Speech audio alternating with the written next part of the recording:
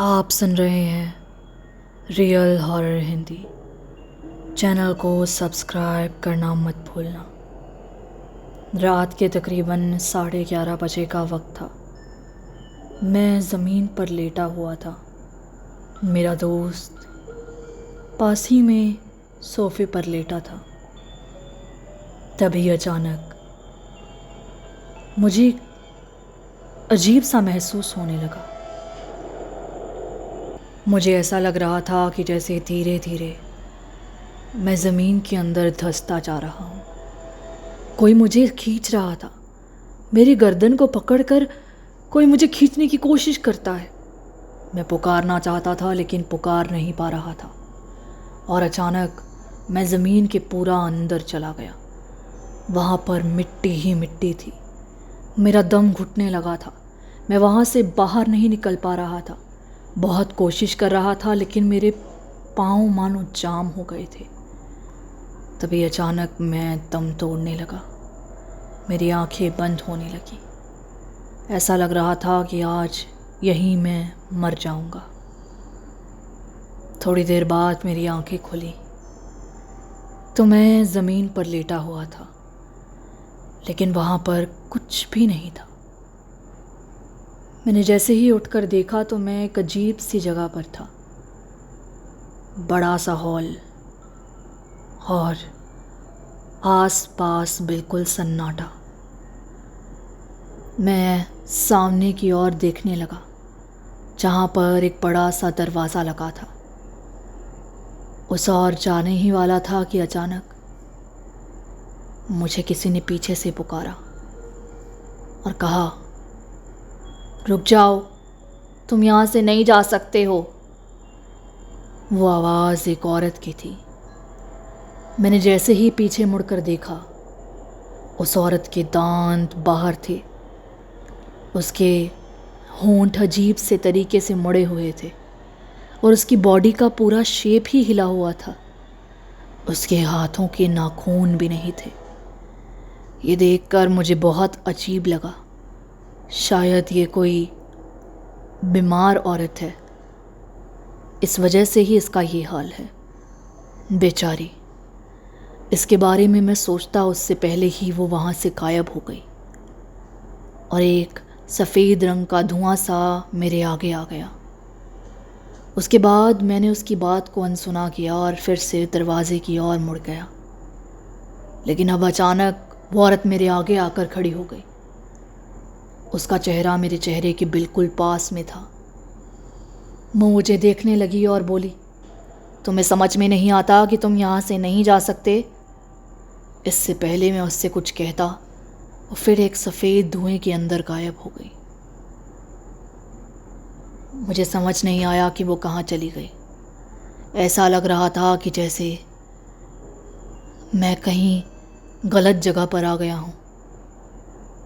तभी मुझे रात का सारा हादसा याद आने लगा। मैं उसे सोचते हुए अंदर की ओर जा रहा था, जहाँ पर मुझे एक कमरे में कई सारे लोग बैठे दिखे।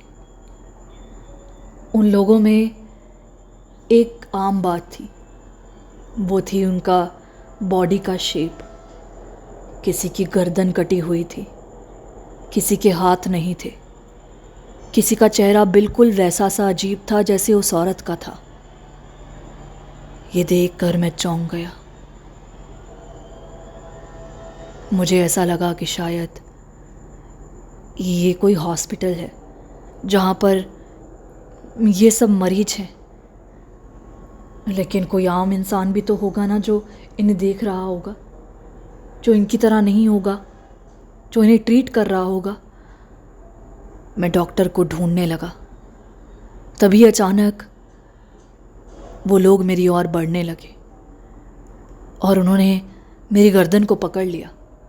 मैं अपनी ओर से छुड़ाने की कोशिश कर रहा था लेकिन मैं छूट नहीं पा रहा था।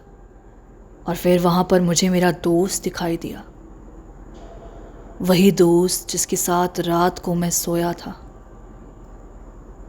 मैंने जैसे ही उसे वहाँ पर देखा तो मुझे ऐसा लगा कि शायद यही मुझे यहाँ पर लेकर आया है।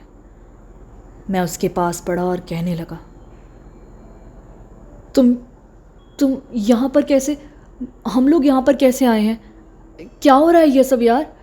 उसे देखकर मैंने उसे सारी बात कहनी शुरू कर दी, पर उसने मुझे कुछ नहीं बताया।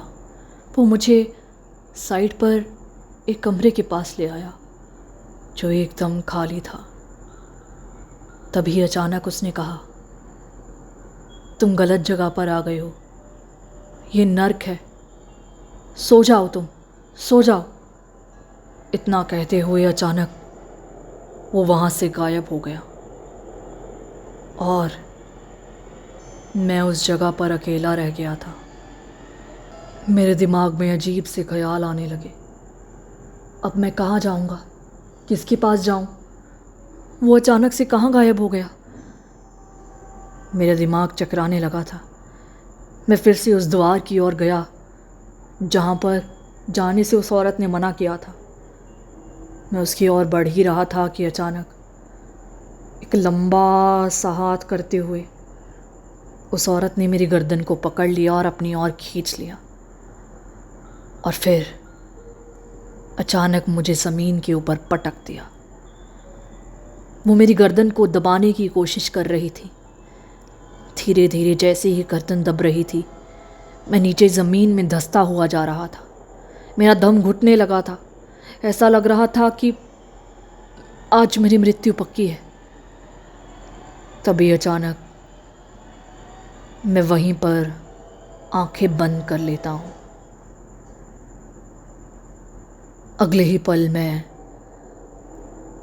फिर से ज़मीन पर लेटा हुआ था और इस बार मैं अपने कमरे के अंदर था।